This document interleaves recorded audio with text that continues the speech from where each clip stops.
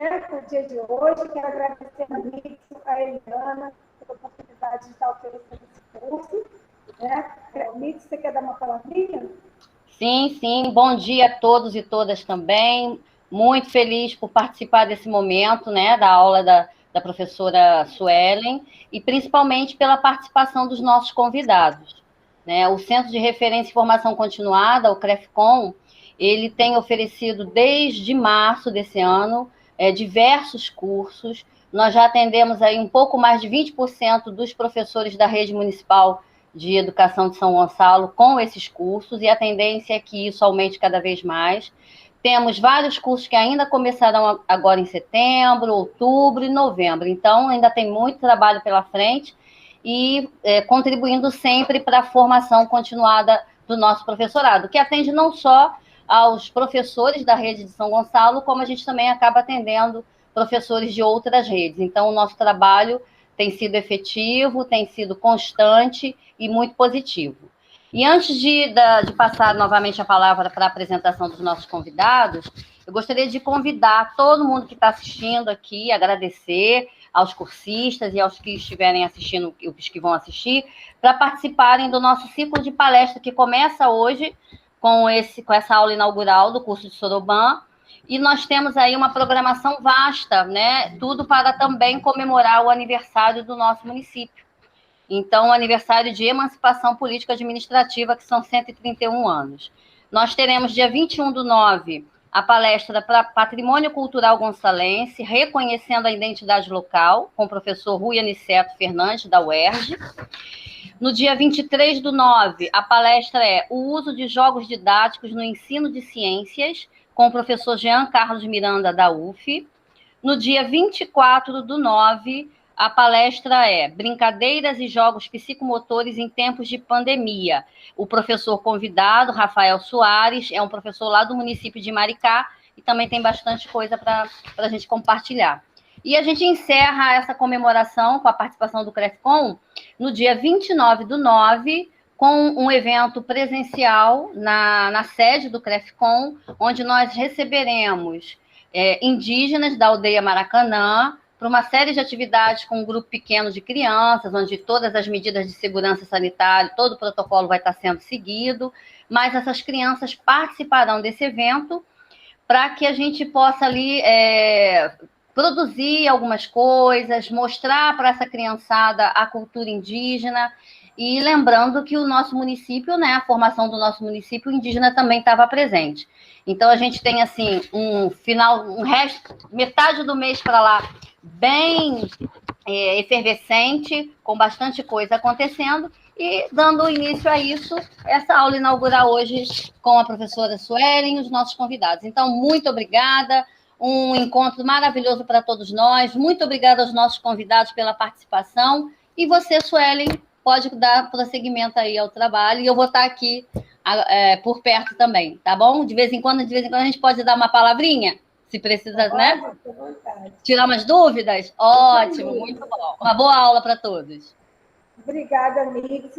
Obrigada a todos que estão aqui presentes hoje, né? Por CISP, convidados para prestigiar o dia hoje, né? Para quem não me conhece, eu sou Suelen De Stefano, sou professora de apoio da Rede Municipal de São Gonçalo, de apoio especializado, né? Atuo no Núcleo de Tecnologia Assistiva, que fica no CREFCON. Atuo também no Núcleo de Atendimento às Pessoas com Necessidade Específica do Colégio Pedro II, do NAFM de Niterói. Tá? Eu queria dizer que hoje é um dia muito especial, porque nós estamos inaugurando, né, essa aula que foi pensada com muito carinho, foi montada com muita dedicação. Né? Eu queria agradecer a Kátia e a Kate, que sempre o pessoal do MPM, do CREFCON, que me ajudaram, desde a montagem até agora a efetivação desse curso, né? E trazer um curso especial, porque é um curso que nunca foi oferecido pelo MTA, o primeiro curso, então, o primeiro curso de Soroban, né? As coisas, primeiro, sempre muito especial, a gente nunca esquece. Então, de uma ferramenta tão importante, né? Tem tantas funcionalidades no ensino da matemática, né, uma ferramenta de tecnologia assistiva inclusiva, que pode qualquer pessoa utilizar, né? E eu sou suspeita para falar, mas estou apaixonada pelo Soroban, utilizo o Soroban sempre. Espero que eu nesse tempinho que a gente esteja junto, eu compartilhe conhecimento com vocês.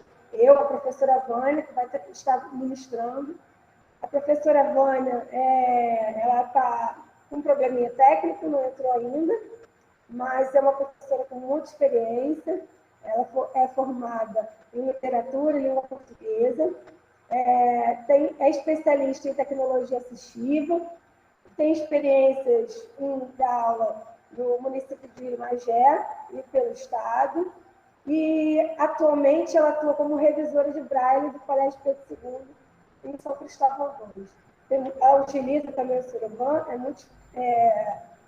ensina também, ministra aulas de Soroban, e vai estar aqui com a gente nessas 3 semanas, né, que é a duração do curso.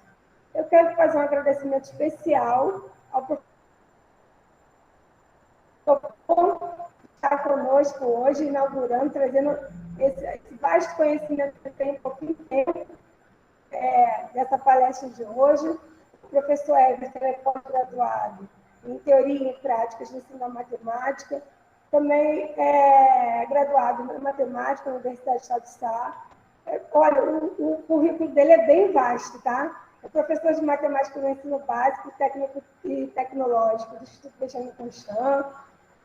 Ele ministra cursos de Soroban na Divisão de Extensão de Aperfeiçoamento do IBC, atua como coordenador da comissão editorial da revista Pontinho e Revista Brasileira para Cego, é membro do grupo de estudos de pesquisa de adaptação, né, e vinculado à coordenação dos livros didáticos e paradidáticos, e elaborou as apostilas técnicas de cálculos didáticas de Soroban, método ocidental, menor valor relativo, e técnicas de cálculos e didáticas de Soroban, do método oriental, maior valor relativo. Então, eu queria agradecer muito, porque o professor Everton, a gente está em contato desde maio do início do ano, sempre me ajudando na montagem do curso, quando eu tinha algumas dúvidas, ele me ajudava, e me esclarecia certas coisas. Então, eu estou inaugurando esse curso com chave de ouro. É direito e esquerdo, para quem tem, né, porque ter o professor Everton aqui com a gente, compartilhando conhecimento com a gente é muito, muito bom, muito importante. Professor Everton, eu vou me autodescrever, que eu esqueci de me autodescrever. Meu nome é Sueli, né? Eu sou mulher de pele clara, tenho cabelos compridos, lisos, louros acinzentados, tenho olhos verdes. Hoje estou de batom, né? Estou aqui na sala sozinha, então não tem perigo, né? Estou usando uma blusa verde clara. Atrás de mim, a parede do Crefcom, que é um azul claro. Tá? Everton, passo a palavra para você. Mais uma vez, muito obrigada. E uma boa palestra para todos aqui. Bom dia a todos. Eu agradeço o convite e vou falar um pouquinho do Soroban. Vocês estão me ouvindo bem? Eu não botei o microfone aqui, que eu acho que dá para ouvir. Ouvindo bem. Alguns momentos, assim, como a gente está em casa, de vez em quando passa caminhão do gás, carro do mercado, aí tem esses sons externos que às vezes atrapalham um pouco. Tem uma oficina também aqui em frente à minha casa, que pode atrapalhar, mas tudo bem. Qualquer coisa eu repito. Como eu tinha conversado com a Suelen, eu queria fazer alguma coisa assim, não uma palestra em si, mas assim, um bate-papo, quando eu estiver falando, alguém quiser falar também, perguntar, pode interromper, abre o microfone e fala. Eu acho que assim fica mais fácil. Eu sou muito tímido, então assim, tá falando assim para todo mundo, eu tenho vergonha e tudo, tá? além de tudo aí que a Suelen falou, eu sou ex-aluno lá do Instituto Benjamin Constant também, eu tenho baixa visão, eu só enxergo 20% do olho direito, o esquerdo eu não enxergo, e desde cedo eu sempre tive a vontade de trabalhar com matemática, eu ainda cursava o ensino fundamental e fui atrás desse sonho, né? Por ser baixa visão, fazer a faculdade de matemática, eu digo que foi uma coisa bem difícil. As minhas dificuldades começaram muito depois que eu saí lá do IBC, do Instituto Benjamin Constant. Eu fui para o Colégio Pedro II, onde eu fiz o ensino médio lá, e assim, um insight mesmo para fazer a matemática ficou mais aguçado lá, porque assim, antes de ir para a faculdade, tinha aquela questão de enxergar o quadro. Eu sempre tive. Eu não enxergo, eu enxergo a cor do quadro, eu consigo perceber que tem coisas escritas no quadro, mas eu não enxergo o quê. E então, naquela época, assim, até tinham recursos para eu enxergar o quadro, acabou que, assim, o recurso específico, que era tipo um monóculos, eu acabei esquecendo de separar para mostrar para vocês. Deixa eu ver se está aqui. Aí eu mostro. E então, na época era muito caro, minha família não tinha como comprar. Aí eu tive uma ideia e comprei um binóculos. Um negócio grande, esse eu não tenho mais aqui não. E então, o primeiro dia que eu levei para a escola, eu falei, nossa, eu vou. Vai ser estranho usar um binóculos em sala, né? Aí eu falei, era o único jeito de eu enxergar o quadro, né? E eu queria, eu precisava. Então eu fui lá com a cara e com a coragem. Aí era estranho de início, os professores se assustavam. Nossa, um binóculos dentro de sala é muito estranho. Alguns professores comentavam, aí eu explicava, não, eu não enxergo. Eles sabiam que eu não enxergava de longe, então o início foi estranho, mas depois até alguns colegas, aqueles mais descolados, mais adoram uma bagunça, aí pegar, peraí, Everton, me empresta aí, deixa eu olhar uma menina passando lá no pátio, não sei o quê. E, então, assim, ajudou a descontrair, e de vez em quando alguém pedia para brincar lá, ficar olhando alguma coisa. Então, foi assim, foi uma ajuda muito grande, assim, a, a eu colocar o binóculos para o meu uso no dia a dia, dentro da sala de aula. E assim foi que eu consegui enxergar o quadro e levei o binóculos para a faculdade também. Foi muito estranho, de início, assim, os professores, nossa, um binóculo dentro de sala. Aí alguns professores sem graça perguntavam, minha letra está muito pequena no quadro, aí eu tinha que explicar, não, eu não enxergo de longe. Se você aumentar ou diminuir, não vai fazer diferença. Eu só precisava sentar assim, no máximo no meio da sala. Dentro da faculdade, aquelas salas imensas. Então, assim, eu sentava no meio da sala, eu conseguia enxergar o quadro todo, né? Então, era mais tranquilo para mim. E aí eu consegui, acabou que o monóculos mesmo, que me atenderia bem melhor, dá para ver? Dá sim, professor. Eu só consegui comprar quando eu terminei a faculdade, aliás, no meio da faculdade, né? E foi quando eu comecei a trabalhar, aí deu para ir comprar lá em 1000 vezes. Hoje em dia eu já descobri lugares que eu compro mais barato. Então, isso que foi que me atendeu durante todo a graduação, a especialização, e por aí eu segui.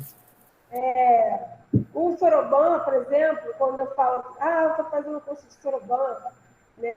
Há muitas pessoas que me perguntam, mas o que é Soroban? É uma ferramenta tão bacana como é o Soroban, né? Que auxilia no cálculo, no ensino da matemática. É uma ferramenta inclusiva, né? Que pode ser usada por qualquer pessoa. Por que é tão pouco difundida de uma forma geral? Eu, por exemplo, na minha faculdade, eu não tive nem no ensino básico, nunca soube do Soroban. Na faculdade também não. Na verdade, eu fui conhecer o Soroban quando eu vim para a rede municipal de São Gonçalo, que eu comecei a atuar nessa área para atendimento à educação inclusiva, à deficiente visual, que a professora Isabel Portela, que é uma professora que já deu vários cursos aqui no município de São Gonçalo, inclusive deu um curso de Braille para mim, para a Eliane, o professor Beethoven também, e aí eu conheci o Soroban. Como que uma ferramenta tão bacana como essa é tão pouco difundida, né? Por aí afora. E o Soroban, ele é uma ferramenta que ele não surgiu para atender as pessoas cegas ou com baixa visão. Ele vem lá há 5, 6 mil anos atrás, na Mesopotâmia, se não me falha a memória, depois chegou à China, e da China, eu não lembro agora, um professor japonês conheceu o Soroban na China e teve acesso aos manuais e tudo, explicando como é que era o funcionamento, né? Que a gente diz que o Soroban ele é uma calculadora mecânica, é uma espécie de uma calculadora mecânica. Aí vocês vão até estranhar, calculadora, normalmente calculadora a gente digita lá os valores da operação, o outro valor e o igual. Mas assim, quando é mecânica, não é automático. A gente que tem que saber como é que devemos proceder para sair o resultado das contas. Por exemplo, o Soroban saiu da China, foi para o Japão. Então, no Japão, começou a ser uma ferramenta bastante difundida, que até hoje se a gente procurar nas escolas, no ensino fundamental, no primeiro segmento, os alunos aprendem Soroban. E, assim, não é somente para fazer conta. O Soroban, ele ajuda na coordenação motora fina, ele ajuda no raciocínio lógico. Então, são muitas coisas que ele está ali desenvolvendo na pessoa. E não vou falar o nome do curso, mas tem um curso a nível Brasil, né? Ele é particular, não tem nada a ver com o ensino público, né? Mas ele, além de outras ferramentas, ele tem como ferramenta principal o uso do Soroban. Então, é para pessoas de criança até os idosos, que está estimulando aí a cabeça, né? Tanto é que eles fazem propaganda que previne contra o Alzheimer. Então, assim, o Soroban ele é uma ferramenta completa. E ele chegou no Brasil lá pela época de 1908, quando teve a grande imigração japonesa para o Brasil. Então, eles trouxeram o Soroban, que eles já utilizavam lá, e os comerciantes japoneses, principalmente lá em São Paulo, quando tinham que fazer conta, já tinha calculadora, mas eles usavam o Soroban. E as pessoas iam conhecendo, vendo como é que funcionava. Aí foi no período da Segunda Guerra Mundial que uma pessoa cega, tinha ficado cega, né? Conheceu o Soroban. O nome dele era Joaquim Lima de Moraes, e então ele viu que, mesmo sendo cego, ele conseguia usar o Soroban com uma certa desenvoltura. Só que o Soroban, naquela época, ele não era assim, mas assim, acho que vocês vão entender. Se vocês verem aqui, o meu Soroban, as pontas dele são soltas. Então, assim, quando você vai operando ele, a pessoa cega, qualquer esbarrãozinho nele, bagunça ele todo. Então, o Joaquim Lima de Moraes viu que dava para passar esse instrumento para o cego usar, e depois, em estudos, ele com um aluno dele, tiveram a ideia, não sei também se vai dar para ver. Deixa eu O ligar aluno dele era o José Valentim, né? Valentim. isso, José Valentim. Eles tiveram a ideia de colocar uma borracha de maneira que desse para comprimir as bolinhas. Então, ó, o Soroban está em pé, eu levantei aqui uma bolinha e a bolinha ficou. Professor, abaixa Oi? só um pouquinho, isso, ou sobe o Soroban, abaixa um pouquinho sua tela. Agora dá para ver. Então, ó, as pontinhas eu estou movimentando e elas estão ficando. Fica fixa, Então, né? E oi? aí fica fixa os Isso. pontos. E com isso, assim, o Soroban foi adaptado para o deficiente visual. Aí começou como é que se diz? A apresentar nas escolas, né, para as pessoas cegas, principalmente, poderem usar e realizar as operações, pelo menos as 4 operações fundamentais, com certa autonomia, e aos poucos foi percebendo que os cegos e baixa visão, quando utilizavam o Soroban, tinham a mesma velocidade do que uma pessoa escrevendo, e muitas vezes num ritmo igual ou superior quando alguém opera uma calculadora. Então, assim, viram que funcionava, e o Soroban está aí até hoje crescendo, né? Cada vez mais eu tenho visto pessoas tendo interesse em aprender, principalmente professores. Eu já trabalho com Sorobá há algum tempo, aliás, algum tempo não, desde 2014 eu já conheci o Sorobá da época que eu fazia o ensino fundamental, mas na época eu não utilizava em sala de aula, quando eu era aluno.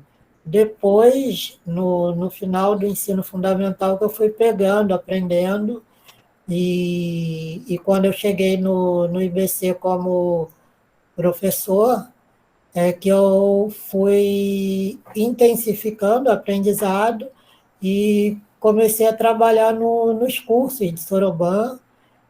Quando eu comecei, a gente, lá no IBC, trabalhava principalmente a, a metodologia maior valor relativo, que é aquela metodologia que a gente começa das ordens mais elevadas, da centena, aí vai passando para dezena, unidade.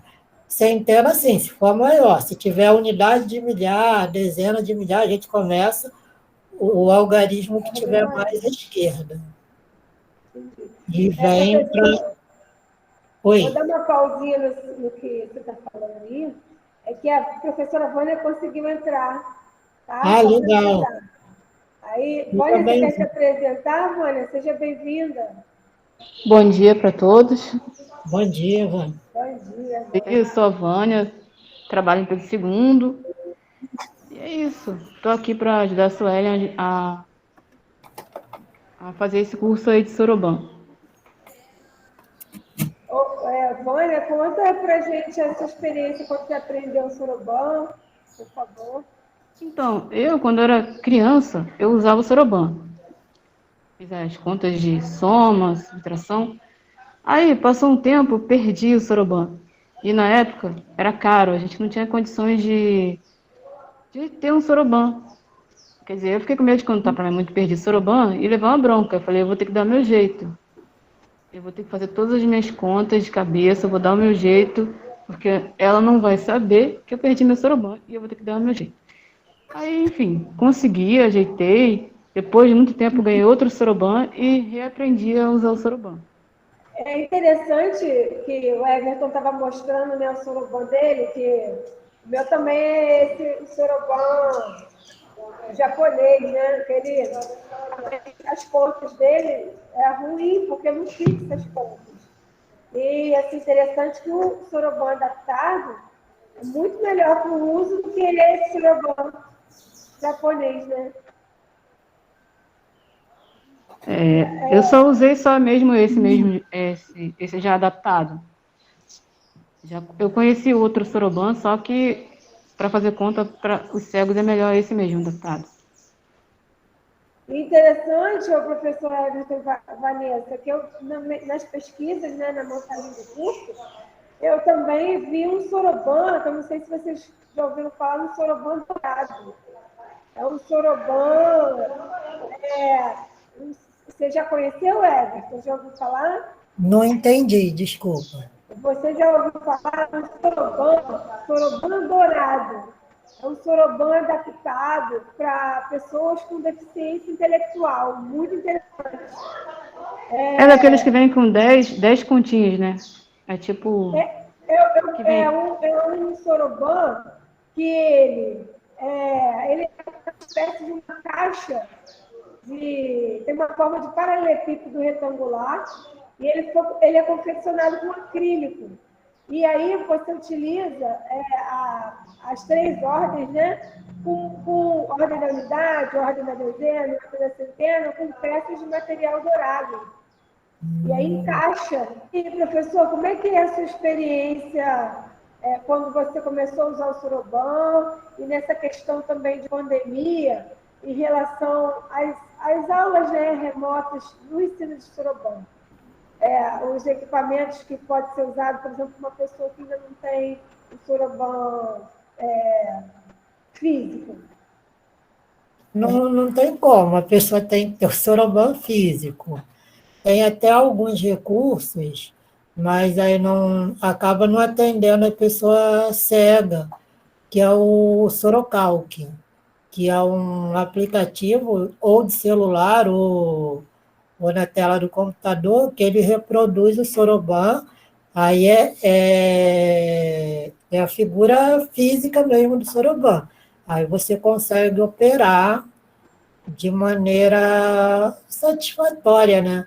Porque eu entendo que o Soroban, o que é mais importante nele é você estar ali com o contato com o instrumento. Eu acho que isso que vai te estimulando. Vou até pegar ali um pouco da fala da Vânia. O Soroban, quando você utiliza com muita frequência e com muita intensidade, você acaba estimulando o cálculo mental. Então, assim, aos poucos você desenvolve e vai fazendo. Eu digo até que é involuntário, porque tem momentos que você pega, você faz a conta no Soroban, mas às vezes você vê uma operação e não sei, é instantâneo, você bate, isso é tanto. E então, assim, isso ajuda bastante mesmo. O Soroban, que assim, que eu utilizo muito, né, que eu não tenho adaptado, mas a gente sabe que o Soroban, o simulador, ele não é acessível para as pessoas cegas, né? Não. Então, ele permite você representar um número, fazer alguns cálculos, mas para ensinar o aluno com deficiência visual é importante ter o Soroban físico, né? E, assim, tem vários tipos, né, de Soroban físico, né, professor? Sim, sim. O soroban, ele tem diversos tamanhos, né? Ele tem o mais comum, o adaptado é o de 21 eixos, mas eu já vi de 13, eu tenho um de 27, que é 27 eixos, ou 27 colunas, né? Eixo é a parte metálica aqui que a gente tem, que é onde vão deslizando as pontinhas. Então, no que eu estou mostrando aqui, ele tem 21 eixos ou 21 colunas, como quiserem. Eu E, já escutei oi, falar também na nomenclatura hastes, né? Tem gente também que fala. isso. Assim, eu já vi coluna, já vi haste, já vi eixos. Eu acho que assim, é mais conveniente você verificar como é que usam na sua região, porque acho que foi num dos primeiros cursos que eu não lembro como é que foi a expressão que eu usei. Eu falei jogar o número. Não, não foi jogar, não, não lembro. De repente eu lembro daqui um pouco. Eu usei uma expressão e o pessoal que estava fazendo o curso questionou: essa expressão é muito estranha, não sei o quê. Aí eu falei: tá, beleza, então eu vou usar outra expressão. É que às vezes assim, a gente fica um pouco nervoso na hora que vai falar e faltou a palavra e a gente usa outra que vai atender, mas algumas vezes as pessoas sinalizam, não está legal, não sei o quê. Aí a gente vai tendo cuidado de reformular, né? Agora há pouco, né, acho que a Suelen falou do soroban, que usa peças do material dourado. Aí eu até lembrei aqui de falar uma coisa importante, né? Que às vezes surgem essas dúvidas no decorrer dos cursos. A questão de ensinar o soroban para o aluno. Qual é o momento que eu vou ensinar o soroban ao aluno? Você vai ensinar o soroban, você não vai pegar o soroban e dar na mão do aluno e colocar ele para fazer conta. Você não vai fazer isso, por favor. Você vai começar como se estivesse introduzindo a educação matemática para o aluno. Então, tudo que você for fazendo na matemática, de um certo modo, você vai fazer no soroban também. Então, por exemplo, lá no primeiro ano do ensino fundamental, o que você ensina de matemática para o aluno? Você ensina os números, o número é a representação das quantidades, você ensina isso para o aluno, não é? Ou conta, não vou falar nem conta, ensina os números e a representação deles, que representam quantidades, tudo.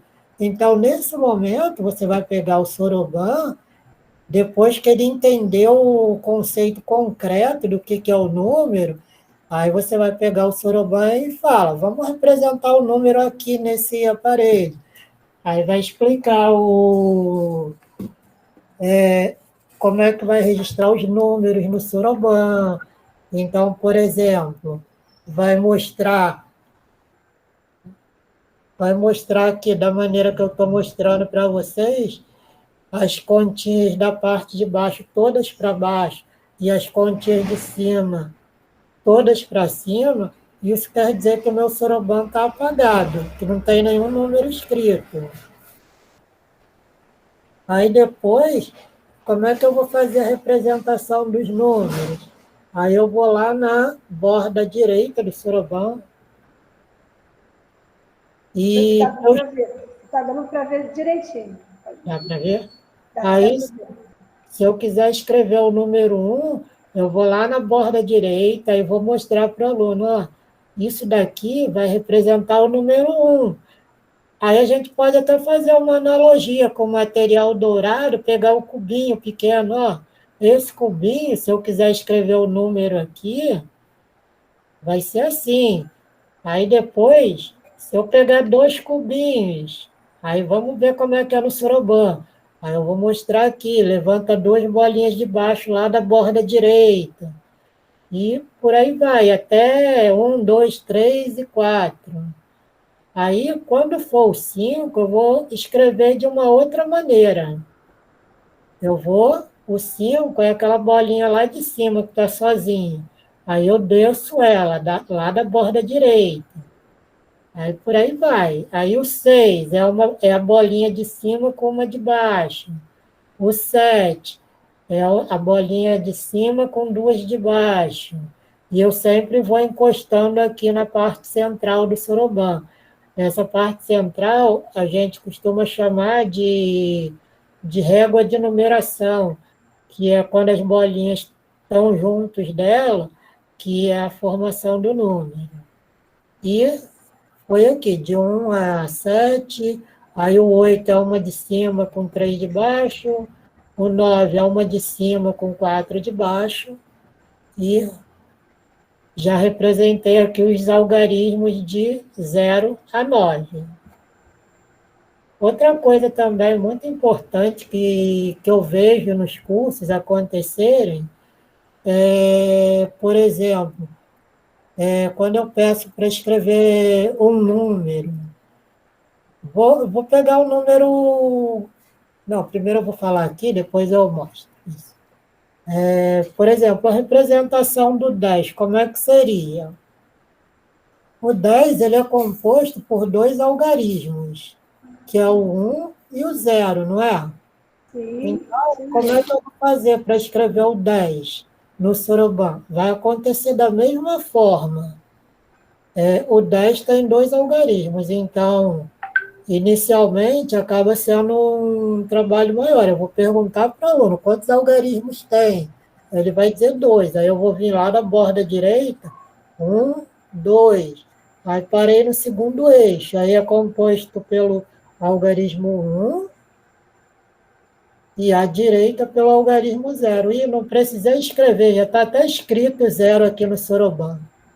Então, é muito legal isso, porque é muito comum nas operações de divisão, quando a gente vai dividir um número que não dá para dividir ele, no papel, a gente, muitas vezes, aluno, né? Muitas vezes esquece de colocar o 0. E no soroban, o 0 já aparece lá tranquilamente. Se você não errar no procedimento, você não vai ter perigo de esquecer do 0. Então, assim, são detalhes que ajudam bastante. Aí a questão do número que eu ia falar, por exemplo, nas aulas eu vejo muito acontecer. Eu peço para a pessoa escrever o número 123 no soroban, que é um número aqui fácil de decorar rapidinho. Tem gente que como é que se diz? Pega o soroban e começa a escrever o 123 da direita para a esquerda. 1 lá na unidade, 2 na dezena e 3 na centena. Isso é um erro muito comum, principalmente para quem está aprendendo, mas nos cursos, né? Na sala de aula, assim, a gente acaba batendo muito isso com o aluno, então não é um erro comum entre os alunos que começam devagarinho. Então, por exemplo, isso daqui está errado. 123 é aquele processo que eu falei. Eu primeiro pergunto, quantos algarismos tem o 123? Tem 3 algarismos. Então, eu vou da direita até a esquerda. 1, 2, 3. Contei as ordens, aí que eu começo a escrever. 1 na centena, 2 na dezena e 3 na unidade. E por aí vai. Tá dando para ver, gente, direitinho? Ó, agora tá dando bem legal, tá dando para ver. E essas partes, né, o professor do soroban, o que é a parte superior, o que é a parte inferior, direita, centro, esquerda, também é uma coisa muito importante, né? É você sinalizar aos alunos, né? Isso daí que você perguntou agora é o meio, centro, esquerda. É, na, no Sorobata adaptado, a gente usa muito isso, porque, por exemplo, num primeiro momento, a gente vai mostrando a operação toda no Soroban, então, assim, todos os termos daquele cálculo, a gente tenta colocar no Soroban.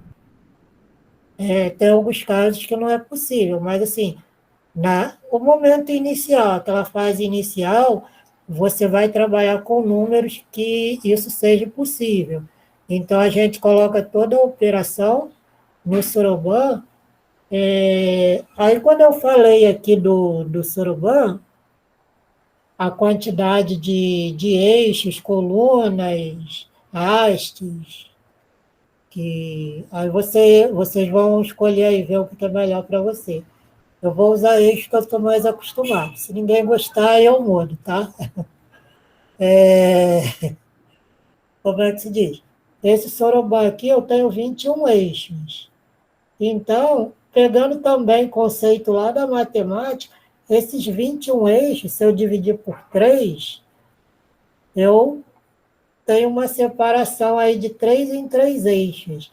Esses eixos a gente pode chamar de ordens. Aí vocês lembram das classes e das ordens? Primeira classe, segunda classe, ou de repente vocês estão mais familiarizados com classe simples, classe de milhar, classe de milhão, classe de bilhão, classe de trilhão. Isso daí ninguém usa, né? Classe de trilhão, né? É difícil, né? É mais difícil. Então, assim, a gente usa mais a numeração, que é mais fácil. Então, se a gente vir contando da direita para a esquerda, esse Sorobã aqui ele tem 7 classes. E eu vou enumerando as classes e dizendo onde eu vou anotando determinado número, para na hora que eu for fazer a operação, eu ter tudo aqui no Sorobã. Então, tem o comando que eu vou dizer para o aluno, você vai mexer com a mão direita na unidade da centena, ou na, na centena da 7ª classe com a centena da 1ª classe, eu vou somar. E eu vou falando o que ele tem que fazer. Às vezes, no curso em si, a gente costuma trabalhar muito isso, pedir para o professor que está fazendo o curso ir falando.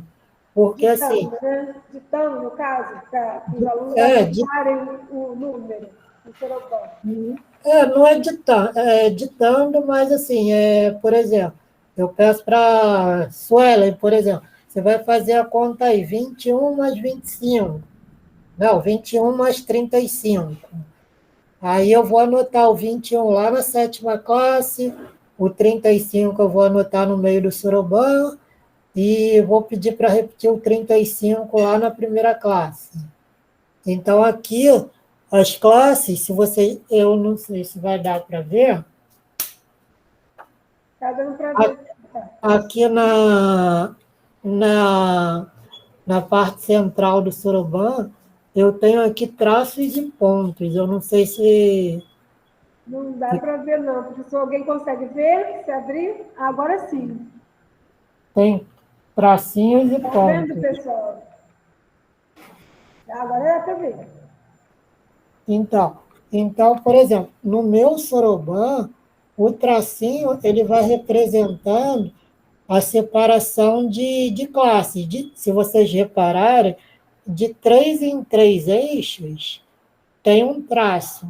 Então, se eu contar aqui, nesse meu Sorobã, eu tenho 7 traços, que começa aqui, depois dos primeiros 3 eixos, aí tem 1, 2, 3, 4, 5, 6, 7. E entre os traços, a gente tem os eixos, né? Que cada eixo ele representa as ordens. Aí, indo da direita para a esquerda, eu tenho a ordem da unidade, da dezena e da centena, da 1ª classe. Aí, quando eu passo pelo tracinho, aí eu começo de novo. unidade, dezena e centena da segunda classe. Tem o tracinho aqui. E vou assim até a 7ª classe. Então, em todas as classes, eu vou ter unidade, dezena e centena. E como eu tinha falado com vocês, eu tinha proposto aqui um cálculo, 21 mais 35. Aí, como é que eu procederia? Eu anotaria a primeira parcela aqui na 7ª classe, 2 na dezena, 1 na unidade, e o 35 aí eu tenho que virar, porque aí eu não tenho essa coordenação toda, não. Aí aqui o 35 na 5ª classe, 3 na dezena, 5 na unidade da 5ª classe. Então, eu anotei aqui 21 e 35.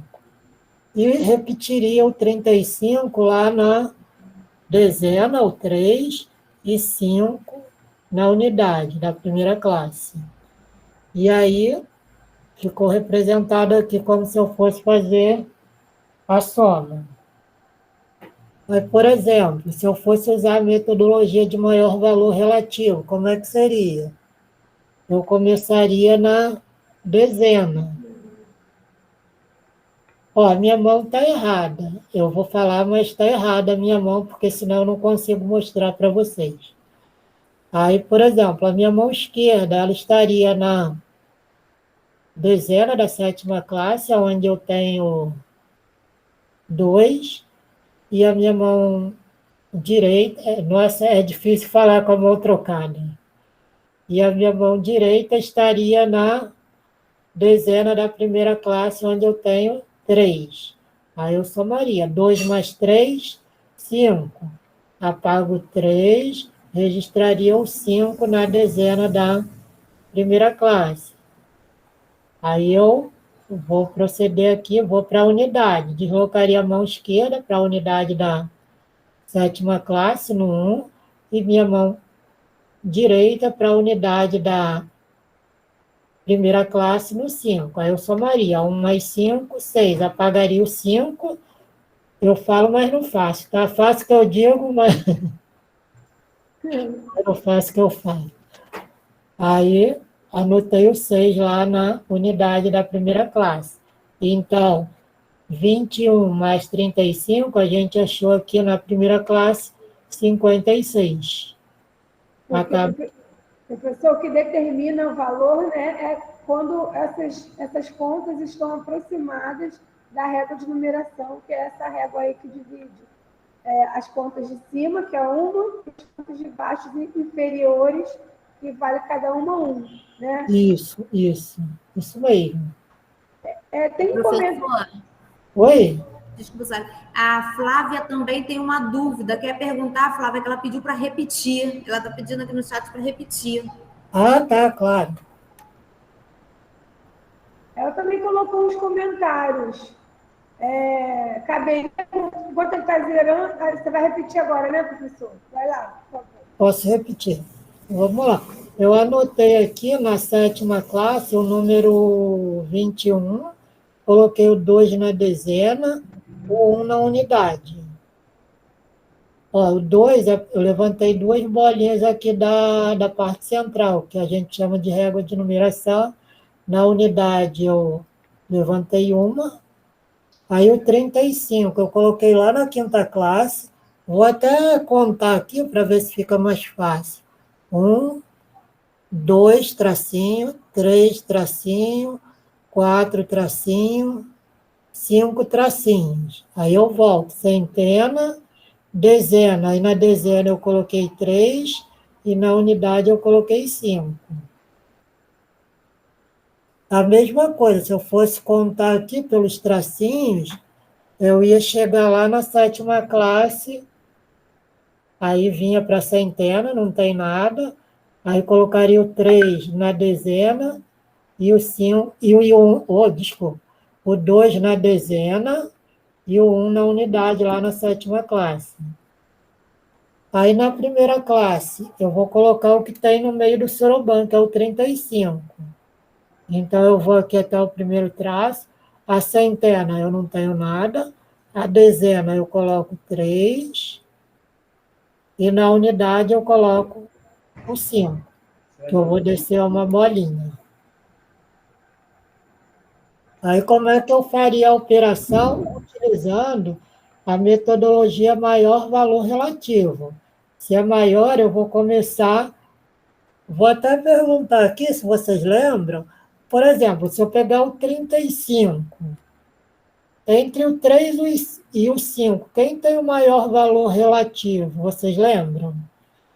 Se eu perguntar qual é o valor relativo do 3 aqui no 35, a resposta é 30. O valor relativo do 35 é 30. E o valor relativo do 5 aqui no 35 é o quê? É 5. Quem é maior, 30 ou 5? 30. Então, vou começar pelo maior valor, que é o 30 aqui. Aí tem o processo das mãos. As minhas mãos, como eu falei, estão trocadas aqui para eu conseguir mostrar para vocês. Então, por exemplo, a minha mão esquerda estaria lá na dezena da 7ª classe, no 2 do 21, e a minha mão direita estaria na dezena da 1ª classe, no 3. Aí eu faria a adição. 2 mais 3 dá quanto? Dá 5.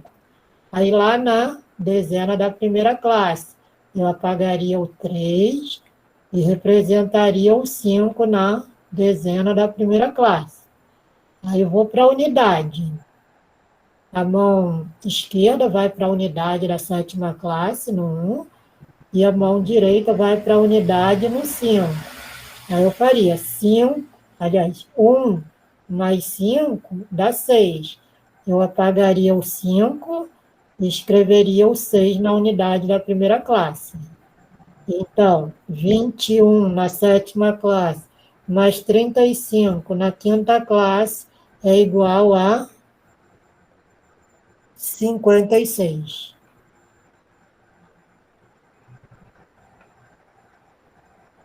Tudo bem? Alguma dúvida, pergunta? Professor, as técnicas que existem são, além de determinar o valor maior relativo, a outra técnica que se utiliza para contar para ele. Isso, Ellen, cortou tudo, eu não entendi nada. Então, o áudio está bom, está ruim? Agora melhorou. Eu queria que você falasse um pouquinho de quais são as nomenclaturas das outras técnicas. Ah, tá. Vou usar o mesmo exemplo. Acho que vai ficar melhor para ilustrar.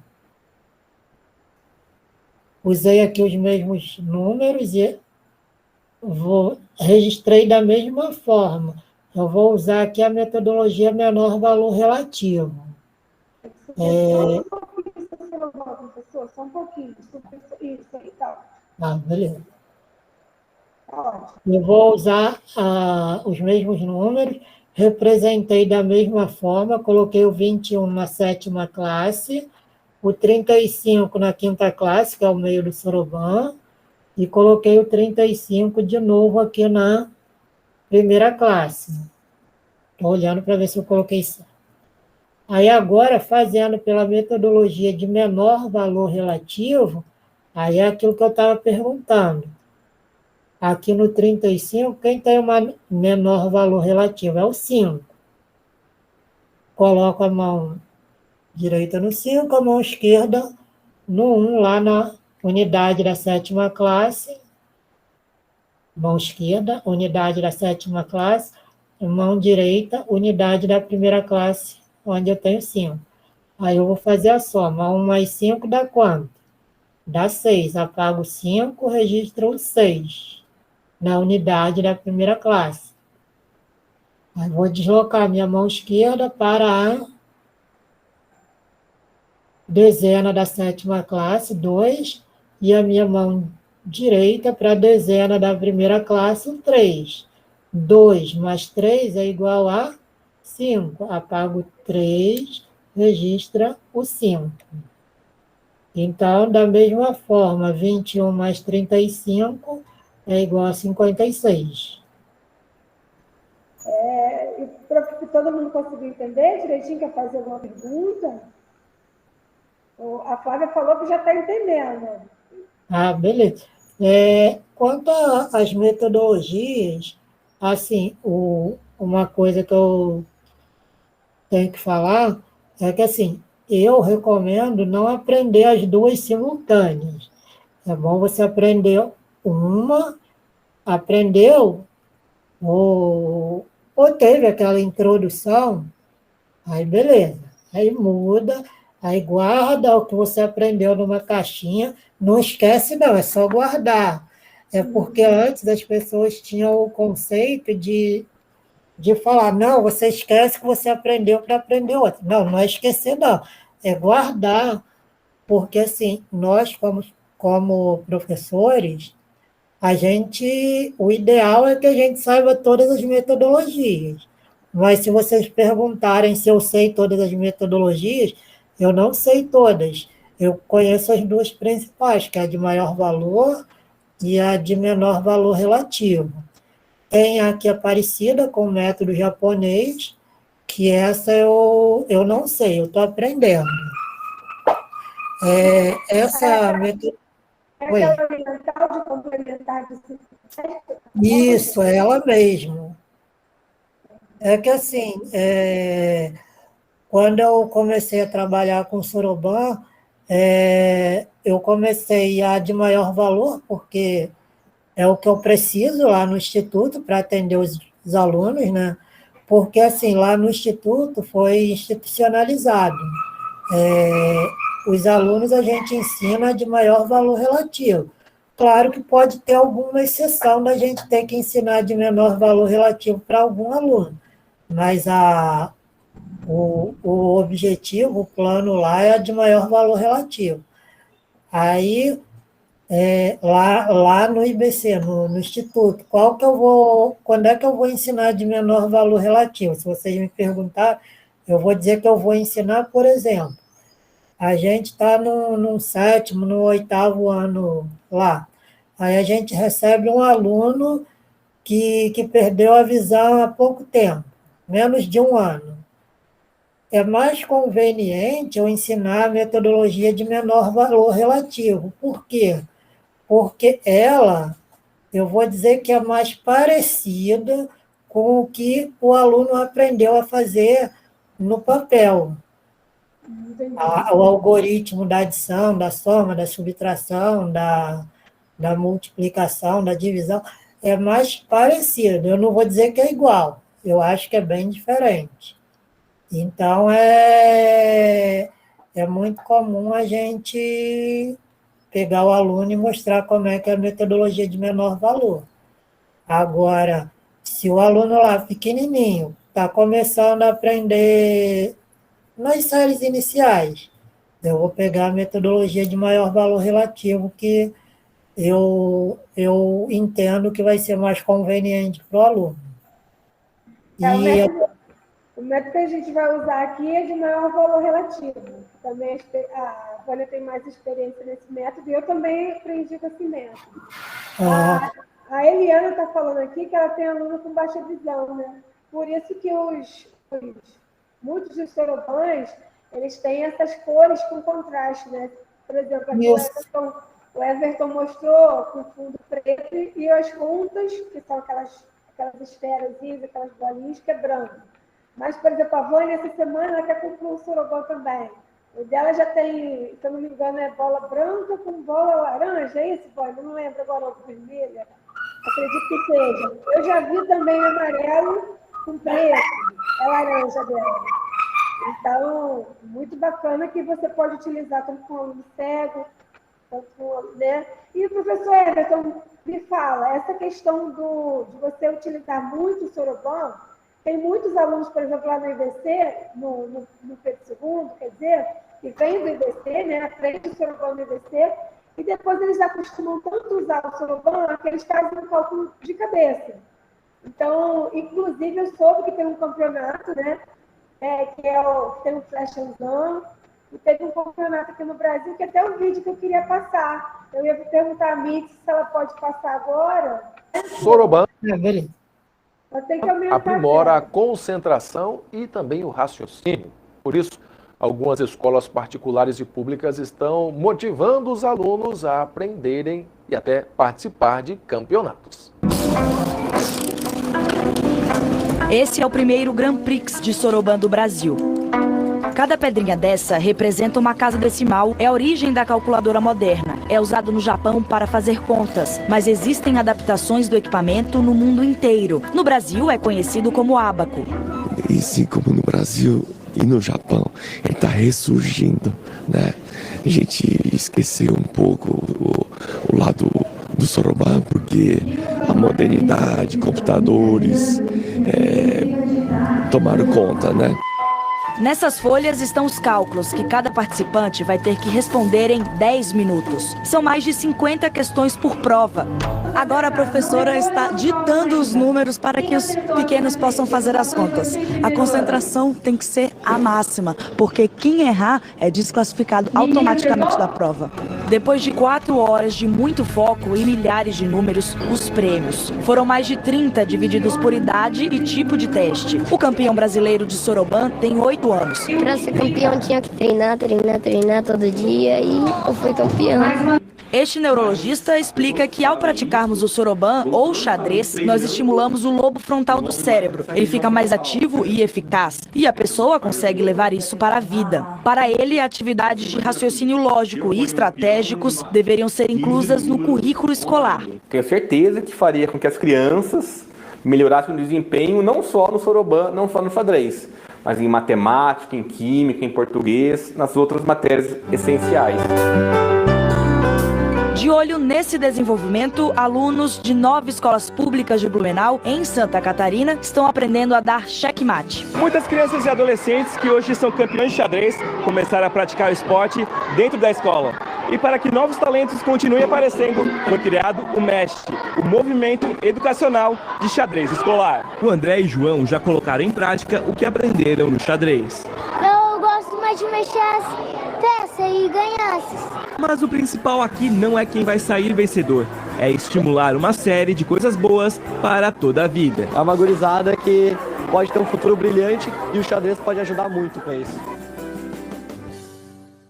Obrigada, viu, Mitz, por passar o vídeo para a gente. Então, assim, eu percebo isso, que os alunos se acostumam tanto a usar o Soroban, né, que não usa, chega uma hora que não usa mais. Isso acontece com você também?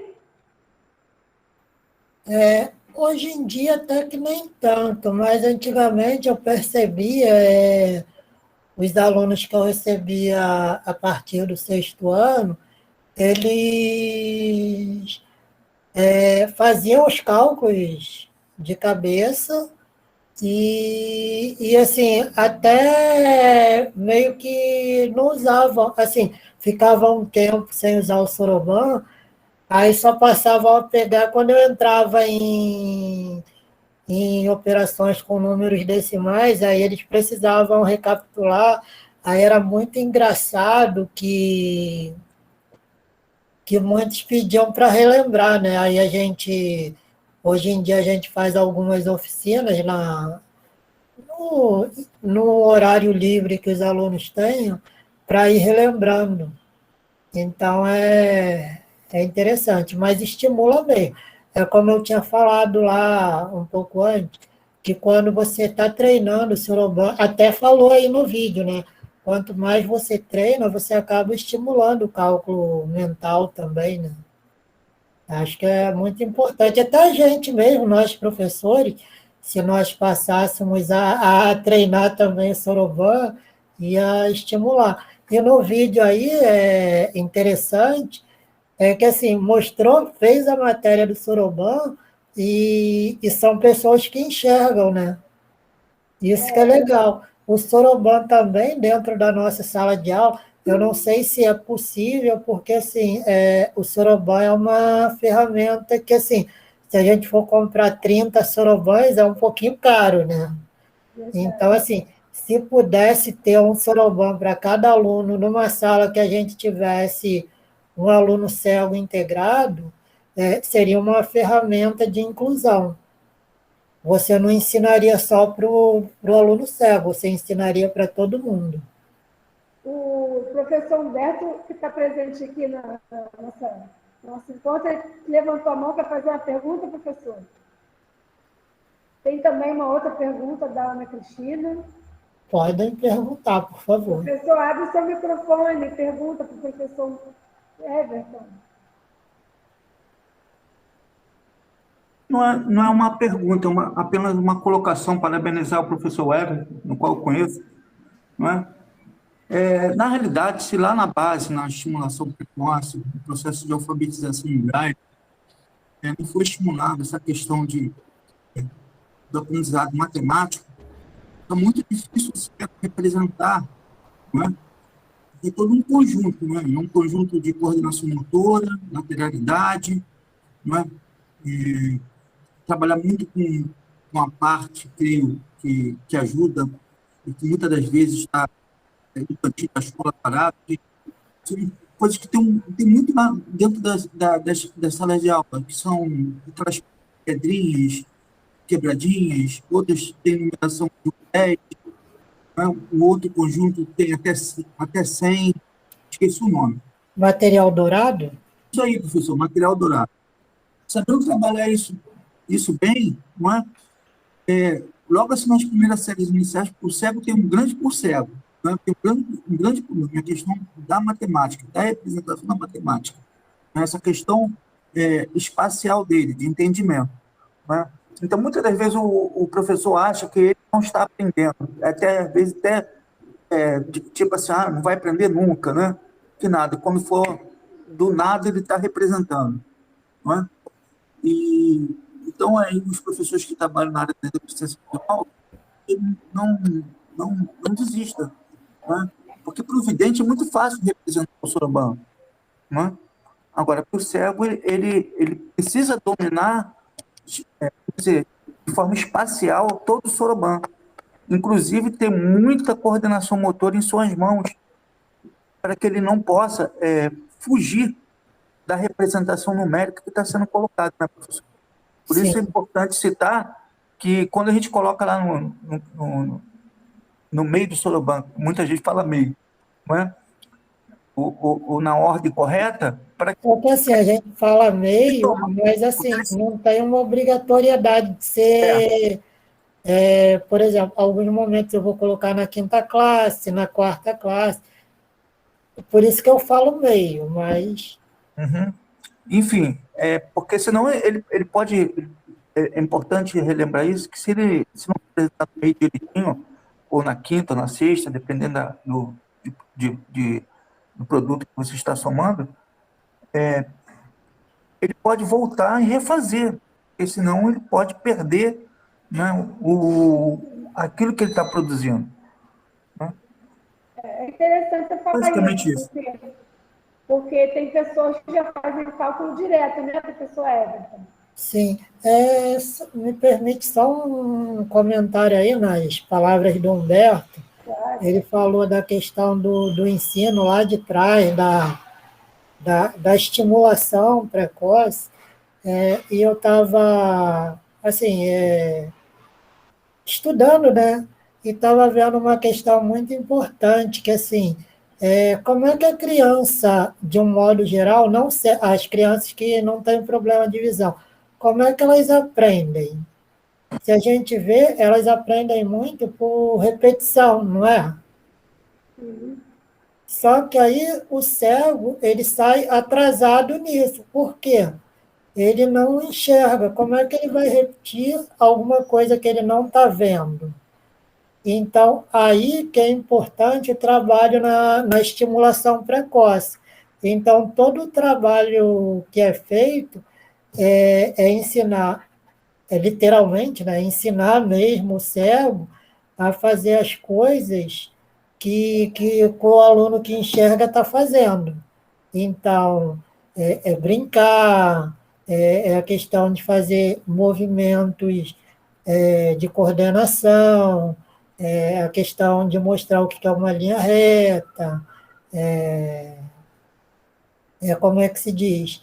Tem a questão da orientação e mobilidade que cabe nesse momento, você mostrar texturas, para depois, quando chegar ao ponto de ensinar o aluno a fazer conta com o Soroban, ou simplesmente a mostrar a construção dos números no Soroban, o aluno ter uma desenvoltura.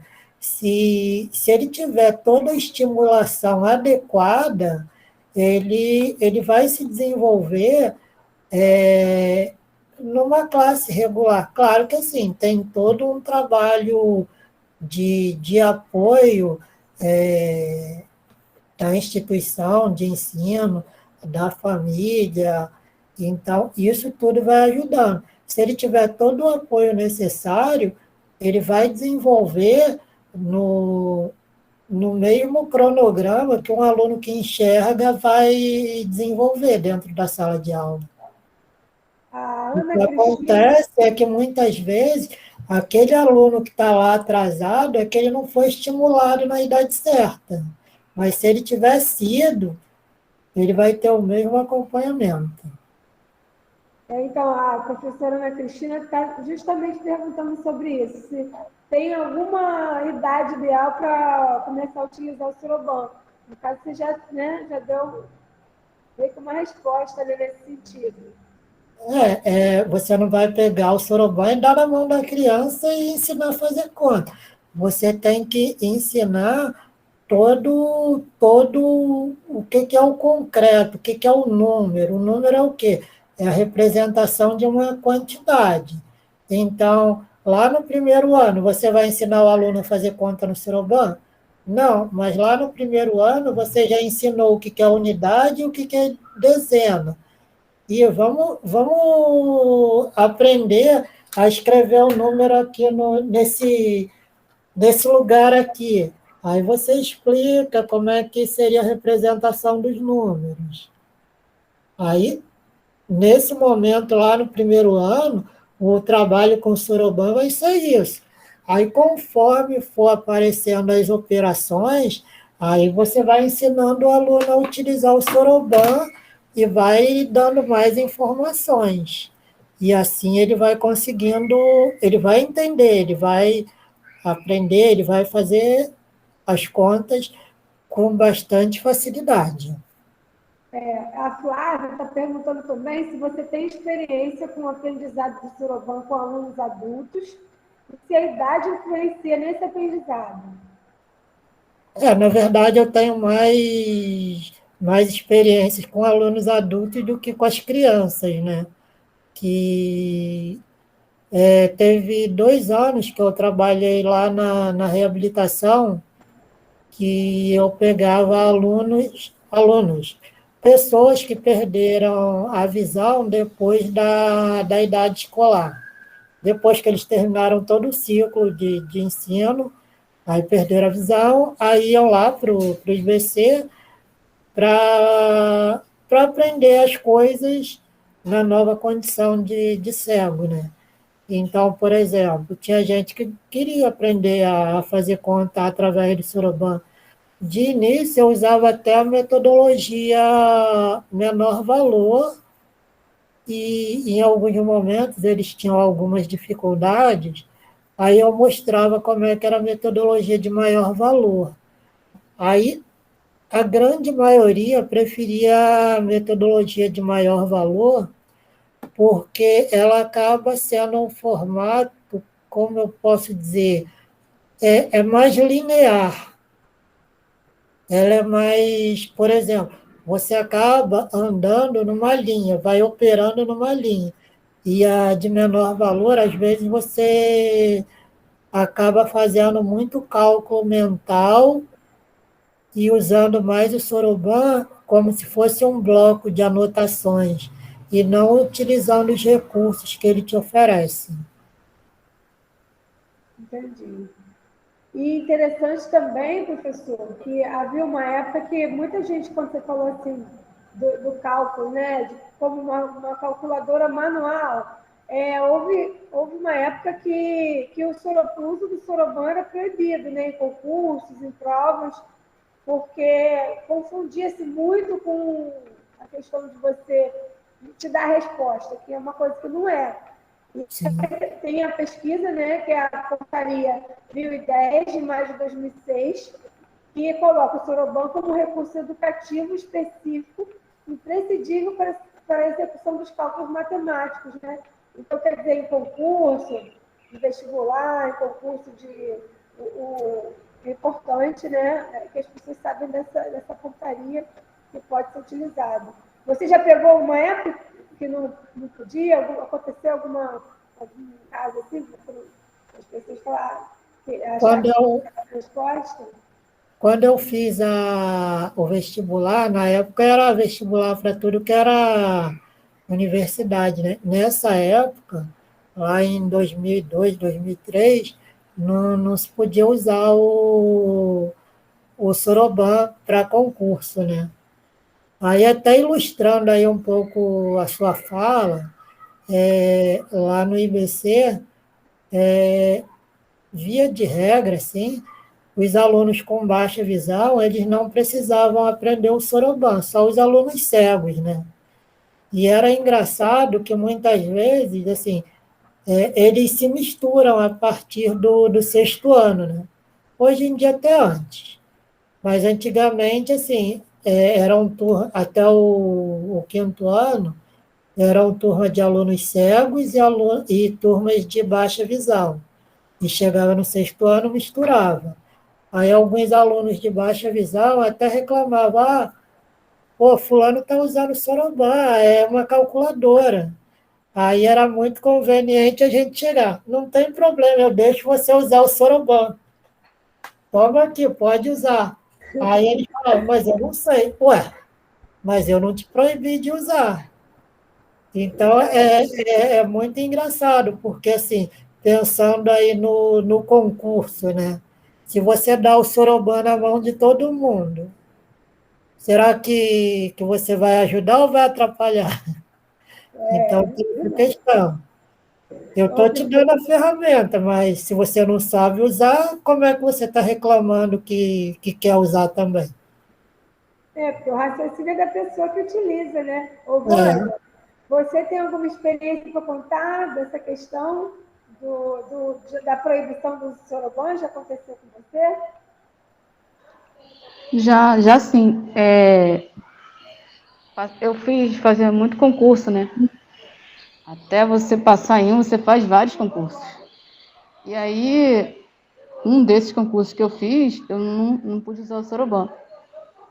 Até, para mim, não tive essa dificuldade, porque eu fiquei um bom tempo sem usar Soroban e a gente acaba acostumando sem ele também. Não influenciou, não foi por causa disso que eu não passei, foi outros motivos. Mas é isso.